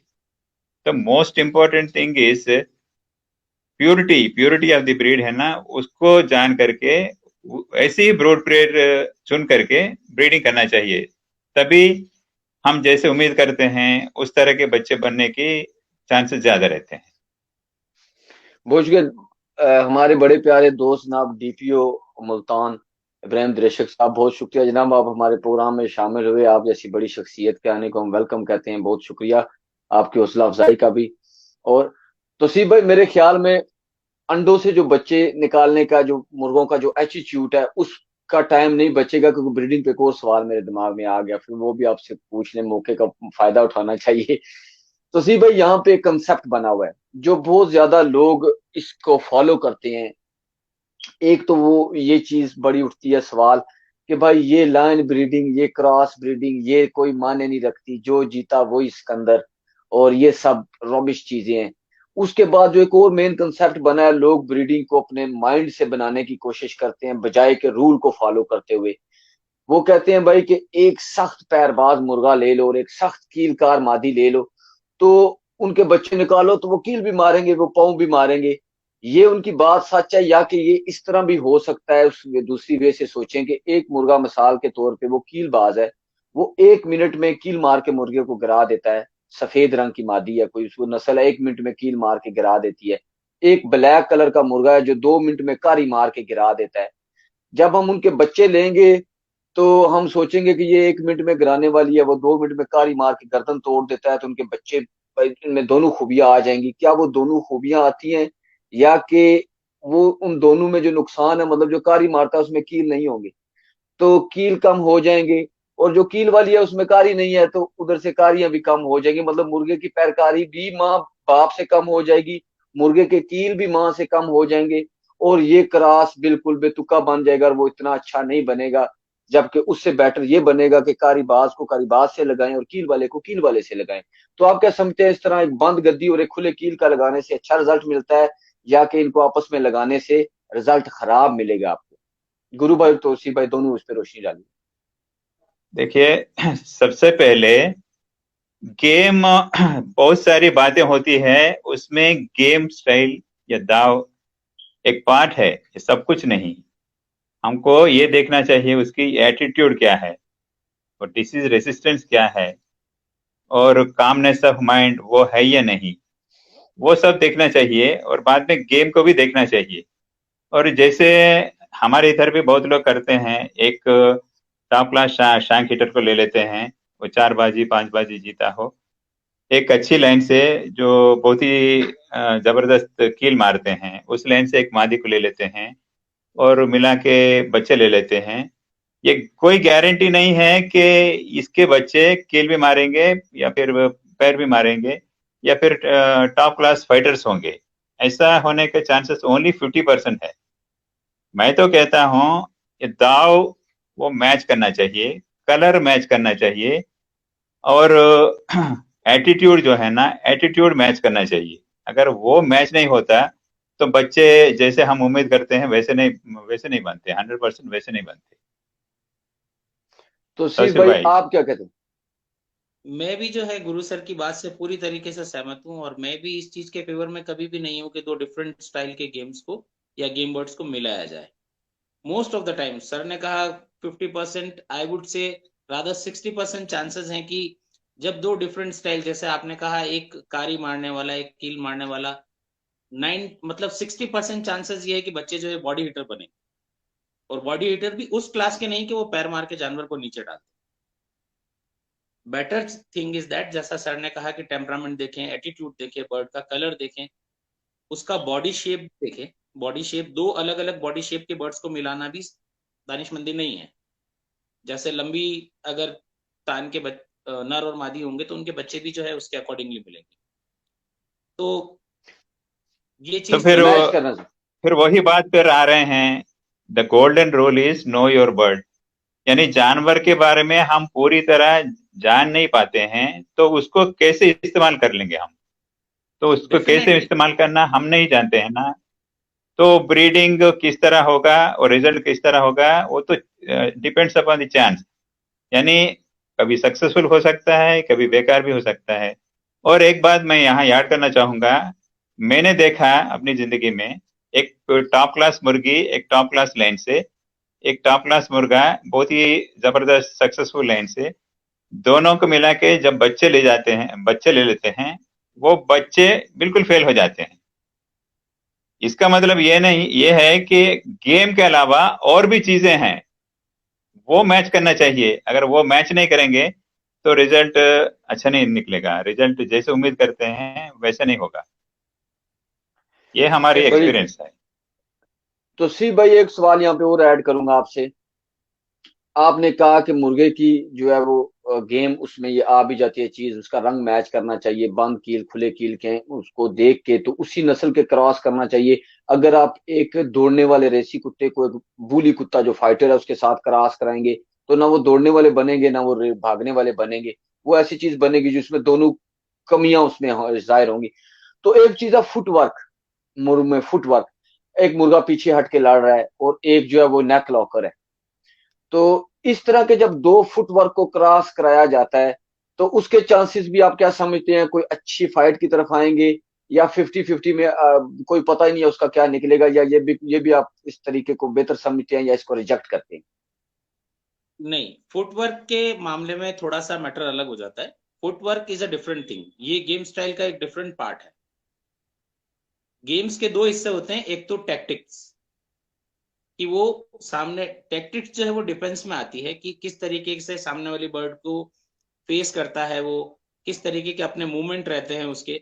एक होता है अटैक, यानी वो कहाँ और कैसे हिट करता है। उसमें एक ही चीज आती है, पैर मारना, चाहे उसमें कांटा लगे चाहे पैर लगे।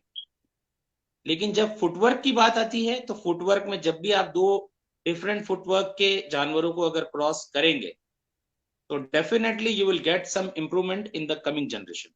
That is the thing. ये यस। मुख्य चांसेस हैं कि आपके फुटवर्क में इंप्रूवमेंट मिले।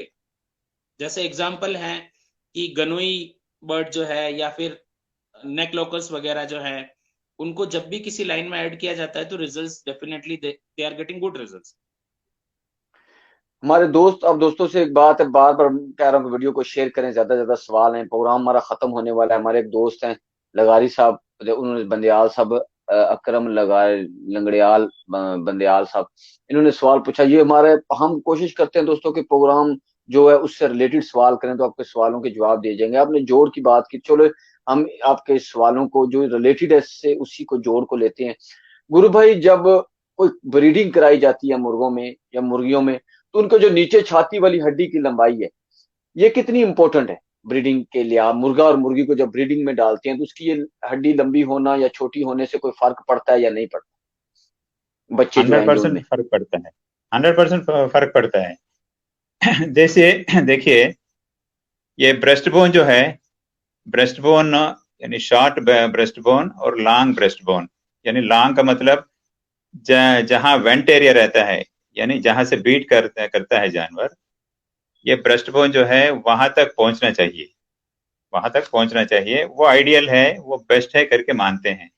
उससे क्या होता है, फर्स्ट एंड फॉरमोस्ट थिंग, वो इंटरनल ऑर्गन्स को, जैसे इंटेस्टाइन्स हैं या फिर कुछ और है, उसको प्रोटेक्ट, कुछ हद तक प्रोटेक्शन मिलता है। वो एक बात। दूसरी बात, ये वेस्ट है जो है ना, पेट लटका हुआ पेट, एक आदमी को लटका हुआ पेट है या फिर एकदम फ्लैट पेट है, तो किसको हम अच्छा मानते हैं? वो फ्लैट बेलिड वाला आदमी को अच्छा मानते हैं ना। इसलिए कोई भी मूवमेंट, देखिए कोई भी मूवमेंट यहां से, यानी वेस्ट से शुरू होता है।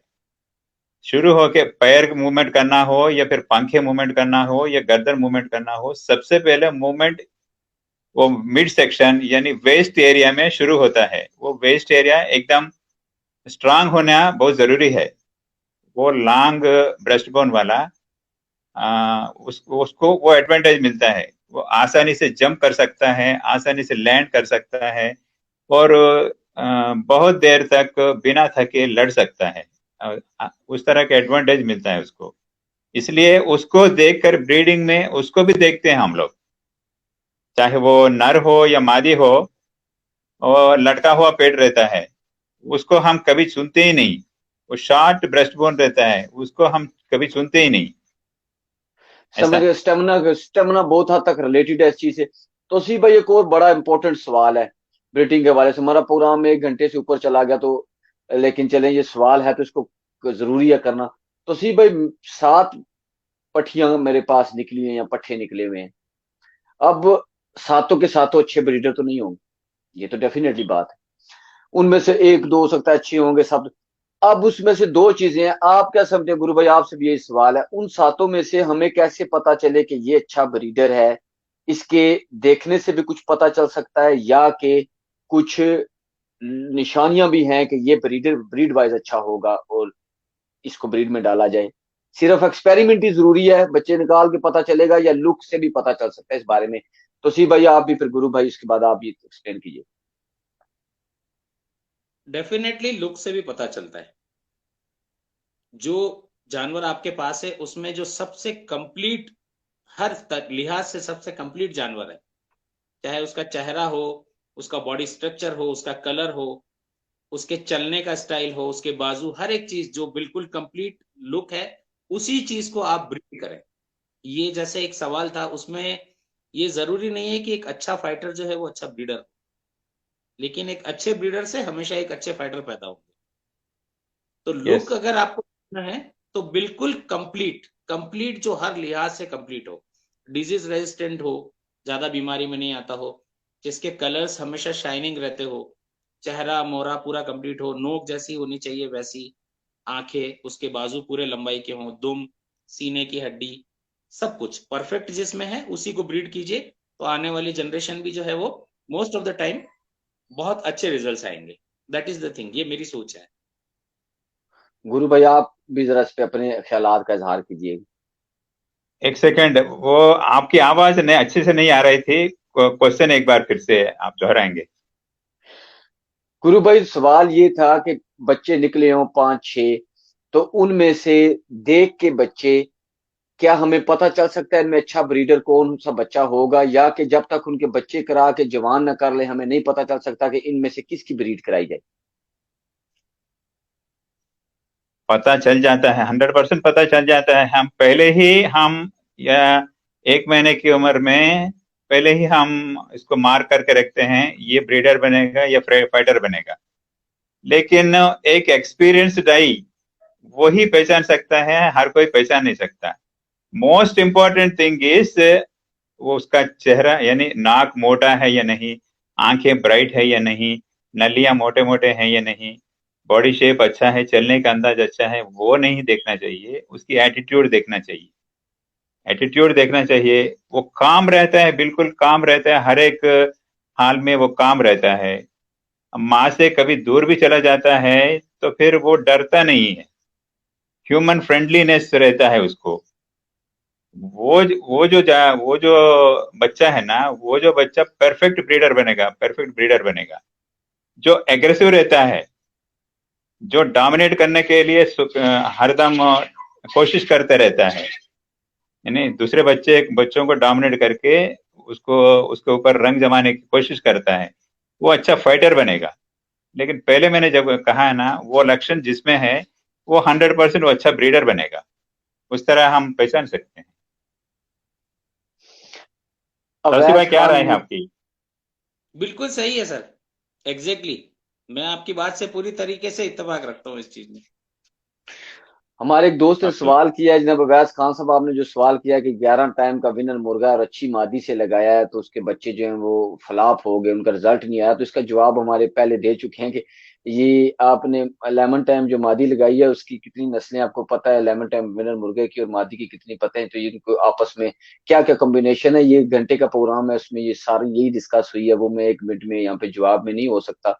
इसको आप पूरे प्रोग्राम को सुने तो आपको जवाब मिल जाएगा, और वीडियो को भी हमारे शेयर कर दें।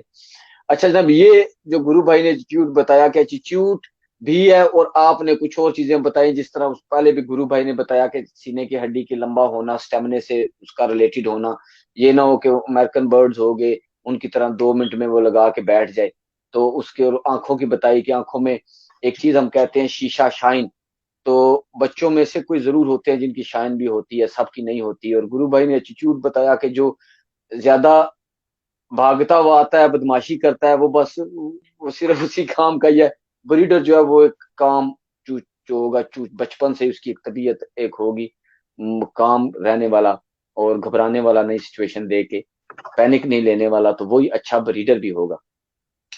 अच्छा, उसके बाद जनाब एक और आपसे सवाल करते हैं तौसीफ भाई। मादियों में आपने देखा होगा यूजली, जैसा इन्होंने कहा कि बाज मादियां जो है वो बचपन से लेके बुढ़ापे तक लड़ती ही नहीं है किसी के साथ, एक एंड तक बूढ़ी हो जाए लड़ती नहीं है, उनका एटीट्यूड ऐसा होता है। क्या उनके बच्चे भी बुजदिल होंगे कि या वो अच्छी ब्रीडर साबित हो सकती है? वो बहुत अच्छी ब्रीडर साबित होगी, वो बहुत अच्छी ब्रीडर साबित होगी। ये जरूरी नहीं है कि मादी का लड़ना बहुत ज्यादा जरूरी है। माइंड, उसका माइंड कूलनेस जो है वो बहुत ज्यादा जरूरी है कि वो कितनी टेम्परामेंट रखती है। लेकिन उसके बच्चे ज्यादातर ब्रीडर बनेंगे, फाइटर नहीं बनेंगे। ये चीज ध्यान रखने वाली चीज है, ये मेरा पर्सनल एक्सपीरियंस है। लड़ना जो गुरु मादी भाई, पसंद जी जी की जी तौसीफ भाई। बहुत सारी गु, होती हैं कि वो, क्योंकि किसी बहुत सारे कारण होते हैं उसके भी। जनरली लोग सोचते हैं कि बहुत अच्छी फाइटर मादी है, उसके बच्चे ही फाइटर बनेंगे। लेकिन कई मादियां ऐसी होती है जो सिचुएशंस को अवॉइड कर जाती हैं। यानी एक तो डरपोक होना और एक सिचुएशन को अवॉइड करने वाली मादी, दोनों में बहुत फर्क है। एक तो एक चोंच पड़ते ही इधर से उधर हो जाना, उस मादी के बच्चे कभी नहीं लेने, ये मेरा मानना है। लेकिन उसका अगर फ्रेम ऑफ माइंड प्रॉपर है, वो सिचुएशंस को हैंडल करना जाती है, अपने आप को डिफेंड करना जानती है, then it's okay, no problem with that. Guru भाई तौसीफ भाई, कोई सवाल है एक दूसरे से करना चाहते हैं, कोई बात रह गई हो प्रोग्राम में अपनी तरफ से ऐड करना चाहते हो तो बताएं, नहीं तो फिर हम बाद में आपसे मैसेज लेंगे, लेकिन वो बाद में लेंगे। तो अभी कोई ऐसी है दिमाग में सवाल आप एक दूसरे से करना चाहते हो जो रह गया हो? मुझे तो गुरु सर से कोई सवाल करने गुरु भाई, आपके दिमाग में कोई सवाल, कोई ऐसी बात जो रह गई हो जिसको हम डिस्कस कर लें ब्रीडिंग के हवाले से? नहीं नहीं, ब्रीडिंग एक समंदर है, बहुत सारे सवाल उठते हैं। जैसे फीडबैक है ना, द मोस्ट इम्पोर्टेंट थिंग, वो फीडबैक है ना, वो फीडबैक को देख करके हम और प्रोग्राम बना सकते हैं और उनका जवाब भी दे सकते हैं, वो सब। और एक नया टॉपिक ले लेके बात भी कर सकते हैं, उसको डिस्कस भी किया जाता है। भाई उमर अली, आपने कहा मेरा सवाल आप ये प्रोग्राम से रिलेटेड सवाल करें, इस पे हम पूरा प्रोग्राम कर चुके हैं, मादी अंडे क्यों नहीं देती, ये वो क्रॉस नहीं होती, आप हमारे जाएं सिक्यानी ऑफिशियल पे एक प्रोग्राम पूरा, इसके लिए 1 घंटे का प्रोग्राम है, आप उसमें जाएं, आपको इस सवाल का जवाब मौजूद है वहां पे। और वीडियो को शेयर भी करें, और इसी में ही वो है मादियां अंडे ना देना, क्रॉस ना होना, इससे सारा सारा उस पर प्रोग्राम है। उसकी मुख्तलिफ वजह 1 मिनट में बयान नहीं हो पाएंगी। तो सी भाई, ब्रीडिंग के हवाले से हमारे जो दोस्त, हमारे व्यूअर्स जो है, उनको अगर आप कोई पैगाम देना चाहते हैं तो दें, अपने दिल का पैगाम, अंदर वाली बात। डेफिनेटली। देखिए साहब, मैं सिर्फ इतना सा कहना चाहूंगा कि असील ब्रीड को बचाएं, कोशिश करें कि आने वाली जनरेशन को ये चीज आप प्योरिटी की फॉर्म में दें। उसको मिक्स करके, बहुत ज्यादा मिक्स करके खराब ना करें। ये वैसे भी चीज जो है कम बची है और शुरू से ही बहुत कम है। तो ये हमारी जिम्मेदारी भी है, हमारा फर्ज भी है कि हम आने वाली जनरेशन को ये चीजें एक अच्छी हालत में प्रेजेंट करें, ताकि वो जान पाए कि हमारा इतिहास असीलों से लेकर क्या था। यही मेरा जो है कहना है सिर्फ। गुरु भाई, आप ब्रीडिंग के हवाले से कोई बेस्ट टिप देना चाहें हमारे दोस्तों को, तो नए शौकीनों मेरे जैसों को तो जरूर बताएं। सबसे पहले हम ब्रूड पेयर के बारे में पूरी जानकारी लेना चाहिए। मान लीजिए हम नए नए शौक में आए हैं, एक अच्छा नर, एक अच्छी मादी को लेकर के हम काम करना चाहते हैं। किसी शौकीन के पास जाते हैं या फिर कोई ट्रेडर के पास जाते हैं, हमको ये इंक्वायर करना चाहिए, अभी जो नर है ना, जो नर है जो सेल के लिए अवेलेबल है, उसका बाप कैसे लड़ा, उसकी माँ कैसी लड़ी, या फिर उसकी एटीट्यूड क्या थी, और उसके पहले वाले जनरेशन में वो कैसे थे, लड़ाई कैसी थी, क्या रिखड़ थी, वो सब इंक्वायर करके तब लेना चाहिए। चाहे वो महंगा क्यों ना पड़े, उसी ऐसे ही चीज को लेना चाहिए। और उसी तरह मादी को भी ऐसे इंक्वायर करके वो लेना चाहिए। तब यानी 50% फेल होने का चांस तो नहीं रहता। अगर वो सक्सेस होने के चांस ज्यादा रहते हैं, फेल होने के चांस तो कम रहते हैं। तो ऐसे करना चाहिए। ये इसलिए सबसे पहले ब्रूड पेयर को पूरी तरह हमको जानना चाहिए, एटीट्यूड क्या है, गेम क्या है, वो जानना चाहिए। तभी तो हम उसको मैच कर सकते हैं, तभी तो उससे कम काम ले सकते हैं। तो ब्रीडिंग फेल होने का चांस नहीं है। अगर बिना जाने इसमें क्या है, एटीट्यूड क्या है, ये भागेगा या गोल गोल फिरेगा, ये अपना मुंडी जो है सर नीचे करके लड़ेगा, उसको कुछ पता नहीं है। रंग रूप अच्छा है, आंखें वाँखें एकदम ब्राइट है, पर एकदम मुलायम है, शाइनी है, उसके लेके के हम ब्रीड करेंगे। अच्छा, ओके करिए। गुरु भाई यहाँ पे एक सवाल आ गया कि ब्रीडिंग के दौरान खुराक क्या होनी चाहिए, ये भी साथ ही बता दीजिए। Okay okay okay. तो ये सब देख करके हम ब्रोड पेयर को चुन के और उसको ब्रीडिंग करना चाहिए, दैट इज वन थिंग। और ब्रोड पेयर को जैसे मान लीजिए 1 महीने के बाद अंडे देने वाली है मुर्गी, हम 1 महीना या फिर 45 डेज से पहले से ही दोनों को अलग अलग से अच्छे से तैयार करना चाहिए। उसमें विटामिन, मिनरल्स, प्रोटीन वगैरह वगैरह भरपूर मात्रा में हम उसको देना चाहिए, ताकि वो टॉप कंडीशन में आ जाए, टॉप हेल्थ में आ जाए। और तब मिलाना चाहिए। और जैसे तौसीफ भाई कह रहे थे कुछ देर पहले, उन दोनों के बीच में ये दोस्ती होनी चाहिए, वो प्यार जगना चाहिए। वो धीरे धीरे धीरे क्रॉसिंग कर लेंगे। और जब अंडे देती है ना, इंक्यूबेशन के लिए हम अंडों पर मादी को बिठाते हैं, उस वक्त नर को भी साथ रखते हैं, वो रात को बांग देता रहेगा। जब बच्चे निकलते हैं, जब मादी बच्चों को फिराती है, इधर उधर फिराती है, साथ में वो मुर्गे को हम रखते हैं। इसी तरह का ग्रूमिंग, इसी तरह का ये पालना जब हम करते हैं, वो बच्चे कभी फेल नहीं होते। वो बच्चे हेल्दी रहेंगे, अच्छे से रहेंगे, लड़ाई भी अच्छी होगी, और डिसीज रेजिस्टेंस भी वो होगा, और वो स्ट्रेस फ्री रहेंगे, एकदम अच्छी तरह से डेवलप होंगे। ये मेरा तजुर्बा है।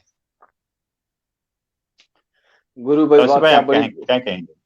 तसी भाई आप क्या कहेंगे इस बारे में, जो इन्होंने अभी बात की कि नर का साथ अजान देना, ये बड़ा एक ब्रीडिंग के लिहाज से बड़ा इंपॉर्टेंट है, तो इस पे आप रोशनी डालिए जरा। जैसा कि गुरु सर ने कहा, ये जो प्रोसेस है ये बहुत सही है, लेकिन मैंने लिटरली स्पीकिंग मैंने कभी ऐसा नहीं किया, क्योंकि हम लोग जो है मादी अलग बिठाते हैं, उस वक्त नर को साथ नहीं रखते। मोस्ट ऑफ द टाइम जब बच्चे निकल जाते हैं, 1.5-2 महीने के हो जाते हैं, उसके बाद जो है धीरे धीरे किसी नर को पास में छोड़ते हैं। और मोस्ट ऑफ द टाइम हमारे जो नर हैं वो भी बच्चों के उतनी ही अच्छी परवरिश करना शुरू करते हैं जितनी मादियां। वही नर हम छोड़ते हैं, जो एग्रेसिव नर हो वो मादियों के और बच्चों के साथ कभी भी नहीं छोड़ते। तो डेफिनेटली वो उसका भी एक अपना पार्ट है, लेकिन फ्रॉम द बिगिनिंग वो हम कभी नहीं किए, इसलिए इसके बारे में मैं शेयर नहीं करना चाहूंगा कुछ भी। बट गुरु सर ने कहा है तो that is definitely perfect point. दूसरी चीज, आपने कुछ खुराक के बारे में कहा था, तो ड्यूरिंग द पीरियड खुराक कभी भी नहीं, उसको जैसे गुरु सर ने कहा पहले से प्रिपेयर करना होता है, उसकी बॉडी में हर वो मिनरल, हर वो वाइटामिन कंप्लीट हो, तभी वो ब्रीडिंग करेगी।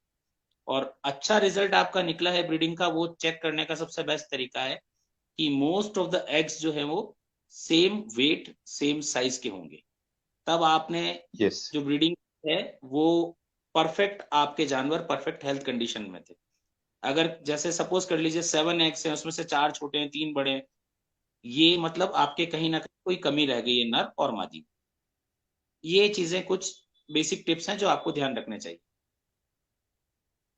तोसीफ भाई बहुत शुक्रिया। First of all Ambernath Aseel जो है वो धन्यवाद कह रहे हैं गुरु भाई आपको, तोसीफ भाई आपको, लीजेंडरी के साथ बहुत शुक्रिया। अंबरनाथ भाई आपने मुझे भी जनाब धन्यवाद कहा, तो मेरी तरफ से आपको भी धन्यवाद कि आपने टाइम दे के हमारा ये प्रोग्राम देखा। हमारे दूसरे दोस्त कह रहे थे कि जो अंडों पे प्रोग्राम है वो कहा कैसे मिलेगा, तो भाई ये कि यानी ऑफिशियल जो इस पे आप ये प्रोग्राम देख रहे हैं, तो हमारी कोई वीडियो डिलीट नहीं होती, बल्कि आप इसको स्क्रॉल करें तो अंडे मुर्गियां क्यों नहीं देती, उसका डॉक्टर प्रतीक साहब जो सर्जन है बैठ के, उन्होंने भी उसका इलाज बताया। उसके बाद देसी भी इलाज है, 2 प्रोग्राम है इस पे। तो मुकम्मल घंटे घंटे के वो दोनों प्रोग्राम देखे, उसमें आपकी मेरे ख्याल में तकरीबन तमाम सवालात जो है उनके जवाबात मिल जाएंगे। तो हमारे एक्सपर्ट जो थे, इन्होंने आज देखिए किस तरह आपके सामने एक अच्छा प्रोग्राम पेश किया। तो इनके इस टाइम को आप अगर अप्रिशिएट करते हैं तो वीडियो को जरूर शेयर करें, ताकि हमें जो है वो इसकी फीडबैक भी मिले और हमें मजीद सवाल आए। जो दोस्त हमारे अभी ये प्रोग्राम देख रहे हैं, घर पे अभी पहुंचे हैं और प्रोग्राम हमारा खत्म हो चुका है बहुत पहले का, तो आप दोस्तों से ये है कि आप कमेंट्स में सवाल करें, हम सवाल रीड करते हैं और आपके सवालों के जो है जवाब वो अगले प्रोग्राम में तौसीफ भाई को बुलवा कर स्पेशल हम, और गुरु भाई हमारे मेजबान इंडिया से ये साथ होते हैं, तो आपके सवालों के जवाब भी दिए जाएंगे। बहुत जल्दी पेशावर से भी आपके लिए प्रोग्राम आ रहा है। हाजी अमीन साहब पेशावर से लीजेंड जो है दोस्त उनको लेकर आएंगे, तो पश्तो में भी ये प्रोग्राम होगा। और तमिलनाडु जो जुबान है इंडिया की, जो उस जुबान में भी ये प्रोग्राम होगा। डिफरेंट जुबानों में यहाँ पे प्रोग्राम होंगे, तो हमारा वेलकम है तमाम जुबानों के जानने वालों को कि आप प्रोग्राम में शामिल हों। ब्रीडिंग के हवाले से हमें तौसीफ भाई ने बड़ी प्यारी बातें कही। उन्होंने कहा जी ब्रीडिंग है, इन ब्रीडिंग है, नस्ल बचाने के लिए लाइन ब्रीडिंग है, उसी ब्रीडिंग को मेंटेन करके चलाना। और क्रॉस ब्रीडिंग है, जिसमें आप दो प्योर नस्लों को जो है आपस में क्रॉस कराते हैं। एक रंगों का उसमें कोई मसला नहीं, लेकिन दो प्योर नस्लें होनी चाहिए। और एक ब्रीडिंग है आउट ब्रीडिंग, जिसमें दो एक ही रंग की नस्लें लेकिन आपस में उनका कोई ताल्लुक ना हो, वो है। और उसके अलावा एक नई ब्रीडिंग इजाद हुई है पिछले कुछ सालों से, जिसको एक क्रॉस मुर्गा ले लिया और एक क्रॉस मुर्गी ले ली कहीं से, दोनों जिसका माँ बड़ी अच्छी थी, इसका बाप बहुत अच्छा था, ये पिड़ में 9 मैदान जीता है, ये मादी इस्लाम मुर्गे की बेटी क्रॉस करा लिया, तो वो एक नई ब्रीडिंग भी इजाद हो गई है। उसके बारे में भी हमें बताया। और गुरु भाई ने भी हमें बताया कि जब अगर आपके पास 5 6 7 8 बच्चे निकले हुए हैं, तो उनमें से कौन सा ब्रीडर है, उसकी कैसे निशानियां होंगी, उसका एटीट्यूड क्या है, सब कुछ वो आप देख के आपको पता चल सकता है कौन सा ब्रीडर अच्छा होगा। तो सीफ भाई ने भी इस हवाले से हमें बताया एटीट्यूड कितना जो है इम्पोर्टेंट होता है। और आखिर में भी इन्होंने बड़ी प्यारी बातें की और आपने सुना। तो ये प्रोग्राम अब दोस्तों के लिए हमने मुकम्मल किया। तो बिल्कुल जहाँ पश्तो में अभी पठानों के लिए भी आपका प्रोग्राम होगा, जमीन सब लेकर आएंगे अफगानिस्तान से, तो आप जो है जरूर, वो पश्तो में ही होगा, फारसी में ही होगा, उसी में आप जो है उनके साथ शेयर हुइएगा। तो दोस्तों आपका बहुत शुक्रिया, आपने हमारा जो है टाइम हमारे साथ दिया।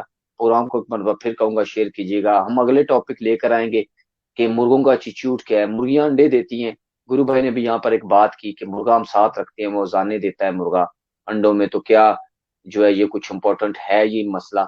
हमारे एक भाई हैं राज, उनका नाम है, उन्होंने एक मरतबा मुझसे एक बात की थी कि हमने मुर्गों को एक मरतबा जंगल में मोर के अंडे पड़े हुए थे, वहां उठा के हम मुर्गों के अंडे रखाए।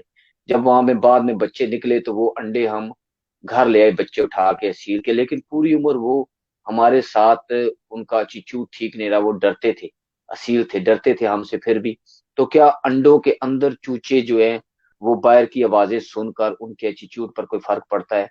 क्या अगर हम अंडे एक मादी से निकलवा कर दूसरी मादी के नीचे रख देते हैं, या देसी मादियों के नीचे रख के उन अंडों को बड़ा करते हैं, तो उन बच्चों की जो ग्रोथ में बाद में पिट में जाने के लिए, लड़ाई में जाने के लिए उनकी जो एटीट्यूड है उसको कोई फर्क पड़ेगा? तो इस तरह की सेंसिटिव टॉप बातें बहुत सारी जो ब्रीडिंग के बाद का प्रोसेस है, उस पे प्रोग्राम करेंगे। हमारे एक्सपर्ट तो सी भाई भी हमारे साथ होंगे, गुरुचरण उस्ताद हिंद तसिंध जिनको हम कहते हैं, ये भी हमारे साथ होंगे। तो बहुत जल्द हम दोस्तों के साथ नया प्रोग्राम लेकर आएंगे। तब तक हमें दीजिए इजाजत। अल्लाह हाफिज। Good night everybody. Okay sir. Thank you, thank you, thank you.